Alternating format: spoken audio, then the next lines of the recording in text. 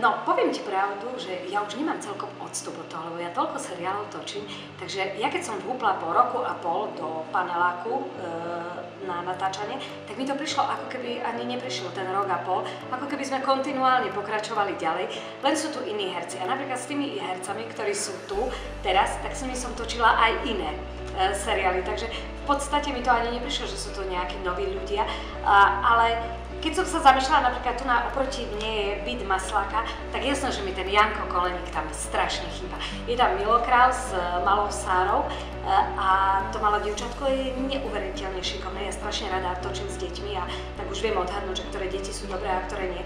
Akože naozaj to je tak talentovaná herečka malá a s tým Milom Králom fantasticky fungujú.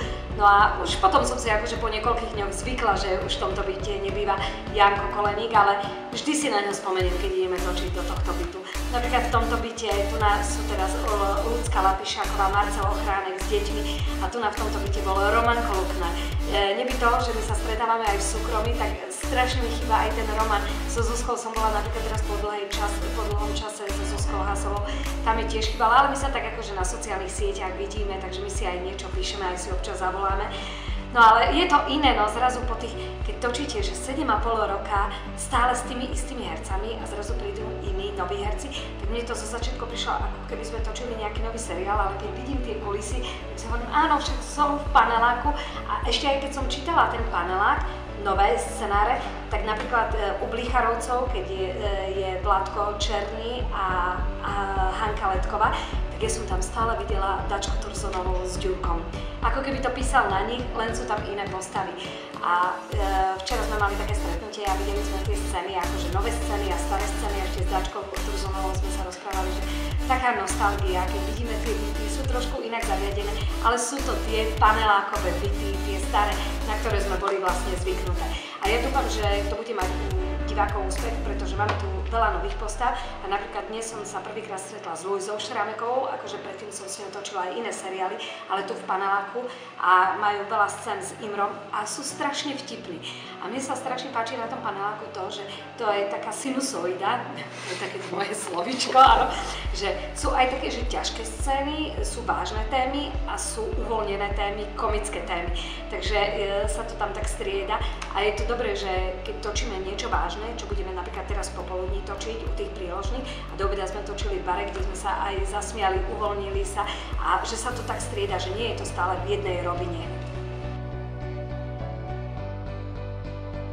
Či mi chýba Monika? Samozrejme, že ťažko sa mi s ňou lúčilo a hlavne sa mi ťažko lúčilo so Števkom Skrúcaným, pretože my sme si strašne sadli, ako on je jeden vynikajúci človek a veľmi dobre sa mi s ním robilo. Tak to mi bolo ľúto, že po toľkých rokoch, akože čo sme boli tu v paneláku, že sa musíme rozlúčiť. Potom, keď prišiel ten nový panelák, tak Andy nás všetkých pripravil na to, že to budú nové postavy a viac menej pre mňa je prvorada práca asistentky režie, až potom je to hranie. Takže ja som to hrala tak automaticky, že áno, samozrejme budú ďalší panelák, budú už noví herci, takže ja tam nebudem. A veľmi ma prekvapilo, keď som jeden deň prišla do štúdia a Andy mi povedal, už si čítala nové scenáre? Som povedala, že nie, ešte som nemala čas a prečo? Napísala som ti tam nejaké 2 obrazy. Ale to nemyslíš vážne, až keď mi povedal, že príde do príložných, kde oni dosť vážne témy rozoberajú a ja hovorím, že ja som úplne vytrhnutá z kontextu, lebo ja som taká poblázivá východňarka a oni tu na vážno hrajú a zrazu prídem ja, veľký vietor, tak som si zahrala 2 obrazy, takže ma na chvíľočku vrátil do toho deja. Ja som raz hovorila, že keby som ešte hrala v paneláku, tak ja by som strašne rada hrala so Števkom. Keď to bude to, keď nie, tak ja som stále tu v tomto štúdiu, stále som s tými hercami, takže mne to ani tak nevadí, že či som pred kamerou alebo za kamerou.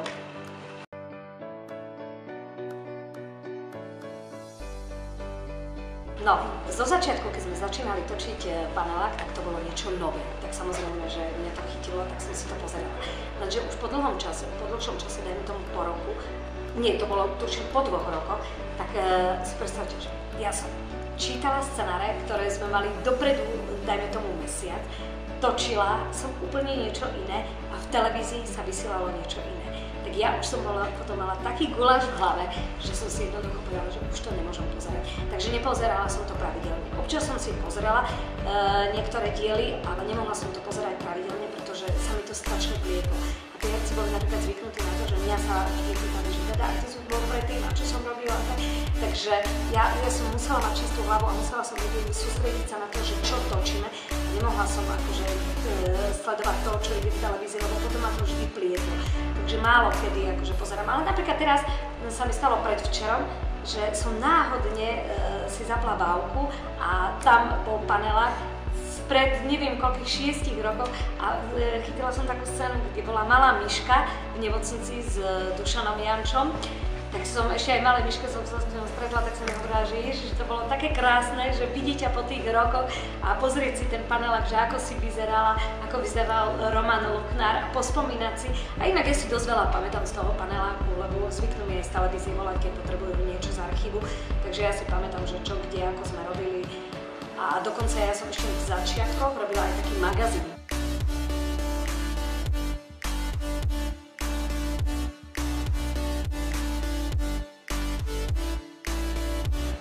Či viete, je zvláštne, lebo ja už som roky v tom, ja už presne od detstva, ja už som na to zvyknutá, že ako sa vlastne točí, dokonca ešte aj americké filmy, keď pozerám, tak ja sa už pri tom neviem tak uvoľniť, že pozerať si ten dej normálne, lebo ja stále rozmýšľam, že ako majú postavené tie kulisy, kde to asi mohli točiť, z akej strany, z akého uhla, ako to natočili, na koľko kamier a tak. Čiže ja už rozmýšľam tak viac menej filmovo, tak pre mňa to príde úplne normálne, lebo vlastne to, čo vidíte vy na výstupe, tak my vidíme aj v prenosnej režii, pretože my to všetko sledujeme a máme v režii strihača alebo strihačku, ktorá nám to zostriháva a my vidíme finál, ktorý už vlastne potom pôjde do televízie.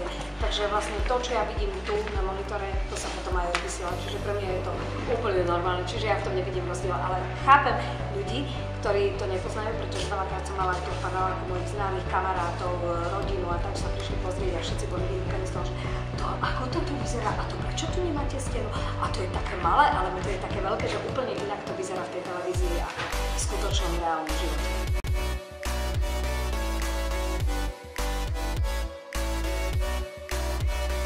Ja mám strašne rada veselé témy. Ja sa strašne rada pobavím. Ja keď ich počúvam a ja už aj dopredu, napríklad keď si čítam scenáre, tak ja už ich dopredu vidím, ako to zahrajú. Pretože ja už som s tými hercami roky, takže ja ich už poznám. A mňa to baví, keď napríklad ja si to prečítam, v hlave to mám úplne inak zrežirované a prídem do paneláku na natáčanie a oni to zahrajú úplne inak, ako som si to ja predstavovala. Mne sa to na tom páči, že je to také hravé, že oni si vymýšľajú, veľa si tie postavy dotvárajú, napríklad ten Andy Kraus je taký, že on nám dáva tú voľnú ruku, že napríklad aj ja, keď som hrala tie moje scény, tak som si tam mohla vymýšľať texty. Obsahovú stránku som musela dodržať, ale mohla som si dať do toho to svoje. A veľa hercov to robí, takže tým je to zaujímavé, že vyzerá to akože normálne zo skutočného života, že nemusíme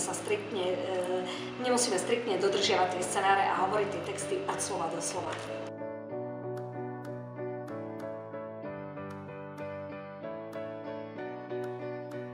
Samozrejme, seriály sa točia v štúdiách, kde sú urobené tieto byty a taktiež sa točia exteriéry. To diváci boli zvyknutí na to, že točíme v exteriéri pred panelákom, to sme točili v Bobrakuni na Geologickej ulici, točili sme v rôznych parkoch a v kaviarniach, pivárniach a tak. Mali sme dokonca jeden rodinný dom tu na Kolibe, požičaný, kde pracoval Bajza, kde bola aj ordinácia. Takže naozaj tých exteriérov bolo dosť veľa. A teraz v tejto novej sérii máme exteriéry, ale nie je ich toľko veľa. Viac menej točíme v tomto štúdiu, ale točíme určite aj exteriéry, nie je ich toľko. My sme to mali v podstate tak pol na pol predtým v scenároch a teraz to máme tak, že 2 obrazy najviac v jednom scenári máme exteriéry. Takže točíme aj vonku, aj vo vnútri.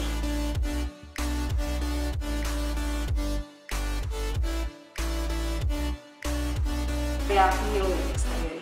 Naozaj milujem. To je taká kreatívnejšia práca pre mňa v tých exteriéroch, pretože to je úplne iné to prostredie, tam sa môžete pohrať so všetkým, s tou prírodou, otáčať si tie kamery, že kde sa vám to najviac páči, kdežto tu je také kamenné v tom štúdiu, pretože my už máme dané presne, kde má byť postavená jazda, kde budú kamery, v každom jednom byte my máme otvorenú jednu stenu, kde vlastne tie kamery máme a v tých exteriéroch stále hľadáme tie miesta, kde by sa to dalo natočiť a ešte teraz, keď príde jar, tak máme krásnu prírodu, naozaj sa dajú hľadať v tej prírode krásne miesta, v lesoch, na lúkach a je to určite zaujímavejšie, aj pre toho diváka je zaujímavejšie točiť v tých exteriéroch. Ja robím aj iné seriály, takže ja robím viac menej v exteriéroch, ale tento panelák som dlhé roky robila štúdiu, keď veľa ľudí som počula, že si mysleli, že my naozaj na tej geologickej v tom paneláku točíme, každý si myslel, že my v tom paneláku naozaj točíme, že vôbec si nevedeli predstaviť, že ako to vyzerá, že v štúdiu dokážeme natočiť takýto seriál. No a robila som tam aj iné seriály, točila som aj mimo Bratislavy a naozaj ja milujem tieto exteriéry. Tak ale občas si zabehnem aj do štúdia.